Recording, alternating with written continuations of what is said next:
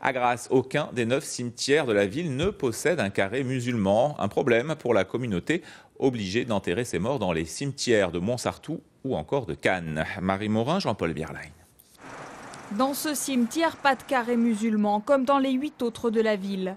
Pourtant, la communauté musulmane est l'une des plus importantes à Grasse. Alors, quand il déambule au milieu des tombes, Walid Klé n'espère qu'une chose, trouver rapidement une solution.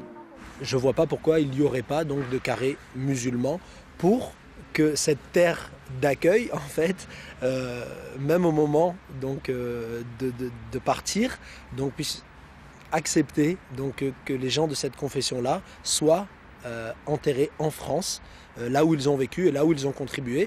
Quand un homme ou une femme de confession musulmane meurt, impossible donc d'enterrer son corps dans le respect de ses croyances. Une situation impensable pour l'opposition municipale qui en appelle à la laïcité. Pour moi, la laïcité, c'est le respect de l'ensemble des confessions. Chacun respecte les autres et justement, la création de carrés permet une intimité aux gens qui souhaitent se recueillir selon le rite de leur choix. À Grasse, il existe déjà un carré israélite et un carré harki, et la mairie assure que plusieurs pistes sont déjà à l'étude pour un carré musulman. Par exemple, ce terrain pourrait être transformé en ce sens. Il faut être dans l'équité. Et là où nous avons ce carré israélite à Grasse, là où nous avons ce carré harki, eh bien, il y a des personnes qui émettent cette demande.